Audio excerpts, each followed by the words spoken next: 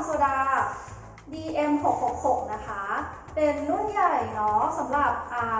ร้านน้ำร้านอาหารหรือคาเฟ่นะคะก็จะใช้ได้ดีมากเลยก็จะเป็นตัวที่สามารถทำได้ถึง200แก้วเลยนะคะสำหรับเครื่องทำโซดาตัวนี้เนาะเราก็จะมาสอนการใส่ถังก๊าซนะคะแล้วก็การทำกาแฟโซดานะคะอันดับแรกเลยนะคะก็คือใส่ถังก๊าซค่ะตัวเครื่องนะคะก็จะมาเป็นแบบนี้เนาะเราก็จะให้หันตัวหัว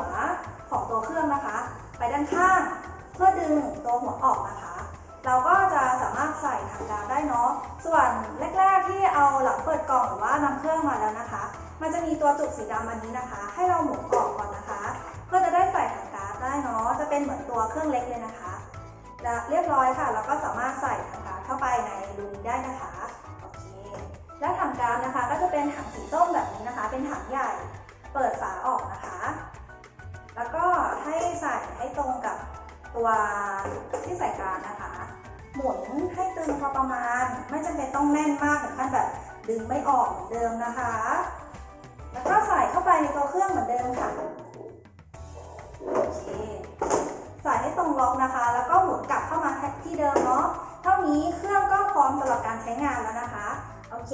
ต่อไปเราก็จะมาทำเป็นกาแฟโซดานะคะกาแฟโซดาเราก็จะมี2วิธีในการทำนะคะเช่นการเอากาแฟเทเข้าไปในขวดเลยแล้วก็อัดก๊าซให้เป็นกาแฟโซดาไปเลยนะคะส่วนแบบที่2ก็คือเราจะชงกาแฟไว้ก่อนแล้วเราก็จะทำเป็นน้ำโซดาก่อนนะคะแล้วก็เทเข้าไปในกาแฟนะคะก็จะกลายเป็นกาแฟโซดาเหมือนกันค่ะก็ทำกาแฟไว้เรียบร้อยแล้วนะคะเป็นกาแฟอาราบิก้านะคะของทางโซดาคอฟฟี่นะคะ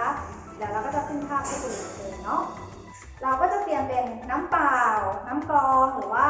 น้ำแร่นะคะแล้วแต่ความชอบเลยแล้วเราก็ใส่ตามปริมาณที่เราอยากได้เนาะแล้วก็ให้เป็นอุณหภูมิเย็นนะคะหรือว่าแช่ฟรีซไว้ก็ได้โอเคอันนี้เปิดฝาออกก่อน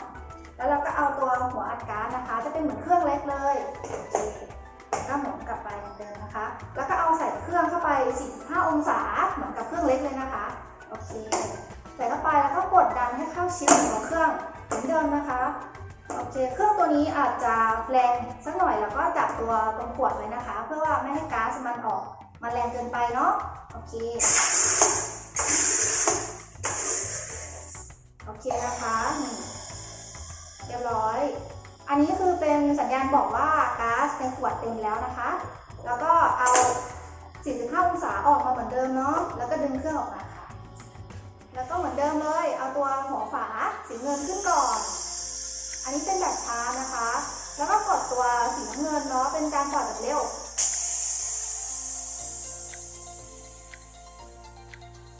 จนกว่าจะไม่ได้ยินเสียงการปล่อยก๊าซนะคะถึงจะเปิดฝาออกได้นะไม่งั้นมันจะเปิดไม่ออกนะคะ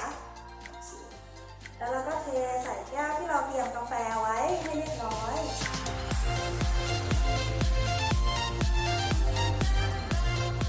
แล้วก็ได้เป็นกาแฟโซดาเรียบร้อยแล้วค่ะ